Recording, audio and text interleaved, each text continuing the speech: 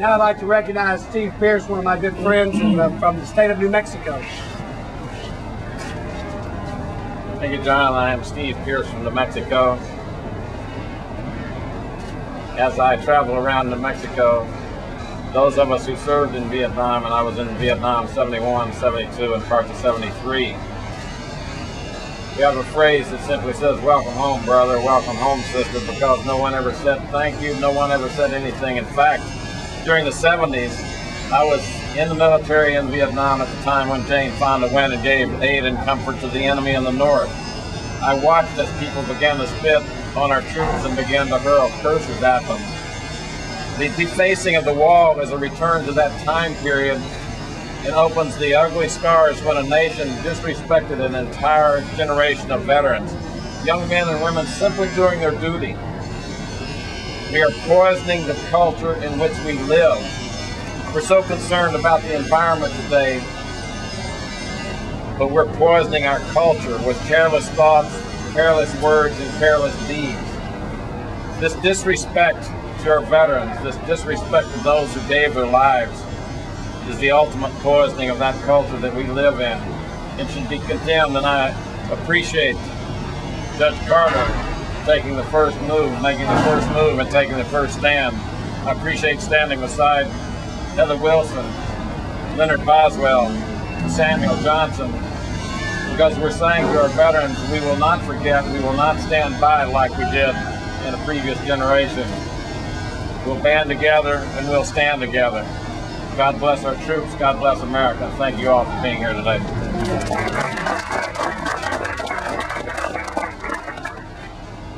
I'm gonna let Trent Frank come up here and speak. Duncan Hunter couldn't make it today, but he did send his cards and that he supports his cause. And let's let Trent say a few words. He's one of Duncan's presidential supporters. Well, I know if Duncan Hunter were here today, he would stand so strongly in commitment to Judge Carter and all of these other noble men and women that are at this dais. I think that Steve Pierce said it so magnificently when he reminded us all that the Vietnam soldiers were among the most noble who ever fought for America, and yet they came home to insults and curses and being spit upon, because somehow in America we allowed the liberal left to catalyze an environment to where the disrespect for those who were committed to giving all they had for the cause of freedom was allowed to begin to grow. And I hope that this environment is not growing once again in America, because I think that this act of disgraceful vandalism is a possibility that indicates it might be. And you know, it's always important to remind ourselves that our soldiers in Vietnam did not lose that war.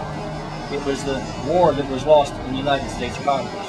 And I call upon all members of Congress, all members of the American family, to put aside this environment that allows this disrespectful attitude to emerge, that casts doubts on some of our most noble members of society, General Petraeus, people that have given everything they had for the cause of human freedom. That we would allow them to be disgraced in this way is something that is beneath America and beneath contempt.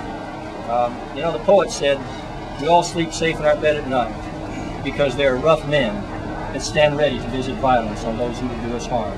And a lot of them, because they did that, are lying out in Arlington National Cemetery, and their names are on that wall. And for them to be disgraced is something that all Americans should rise up and reject. And I thank the men and women here that are doing that. Now if there are others that would like to say something, Randy, you want to say something?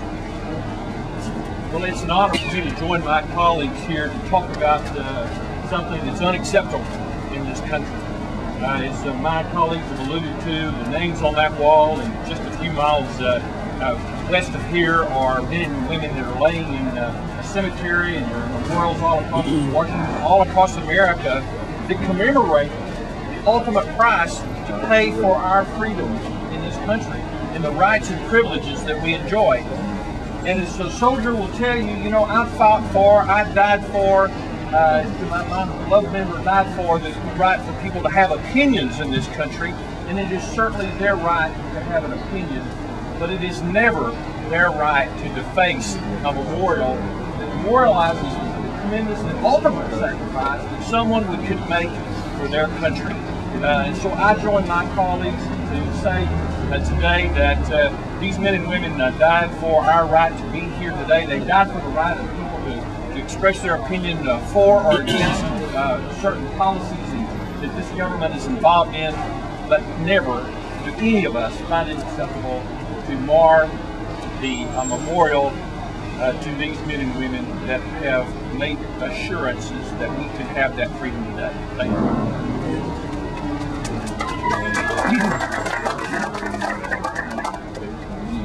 I'm Ken Poe from Texas. And General Westmoreland said that I do not believe that the men who served in uniform in Vietnam have been given the credit that they deserve. It was a difficult war against an unorthodox enemy. These words are about our troops in the war where all gave some and some gave all. But unfortunately, the disrespect that started in the Vietnam War for these troops continues. And these vandals that have desecrated this memorial, this wall of the 56,000 men and women who gave all for the rest of us should be tracked down relentlessly.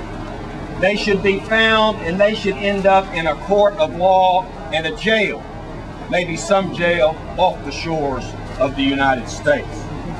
You know, it has been said that Vietnam was a war that asked everything of a few and almost nothing of America. It's time that America stand up and sacrifice whatever is necessary to honor these men and women who died years ago. I have many friends that I grew up with whose names are on that wall.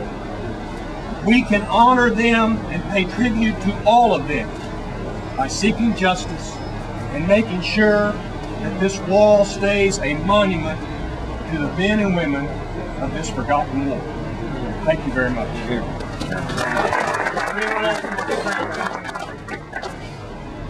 Michael McCall from Texas. John, let me say first thanks to you for introducing this resolution. My father was a World War II veteran. He came home to a hero's welcome. Men and women who served in Vietnam did not.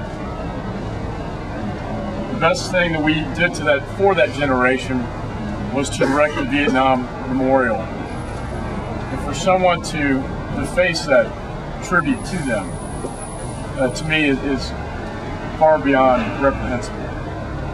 And as a former federal prosecutor, I call upon the Justice Department to seek and to track down these vandals and to lock them up.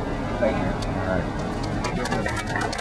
I now want to call upon Mr. Brown from AMVETS, and let me just say this, and you'll probably reiterate this. They are so concerned about what happened, they're offering a $5,000 reward to help capture the vandals that did this damage. Step up here. It's a great pleasure to thank you for this. But before I say anything about the reward, I'd like to turn and face my fellow Vietnam veterans and say something that is long coming for all of us. Welcome home, welcome home, welcome home. Amen. AMVETS is taking this very seriously. I polled some of my officers yesterday, and we came up with $5,000 for the arrest and conviction of those vandals who desecrated that memorial dedicated to the Vietnam veterans, to the 58,000 plus that gave their lives. To me and my fellow members, this is no more than an act of domestic terrorism. I encourage anybody who knows who may have done this to contact your local authorities so that proper punishment can be dealt out to these cowards. Thank you. Well, thank you for coming up here and being a part of this, because you also, by your presence, honor our Vietnam veterans. Thank you.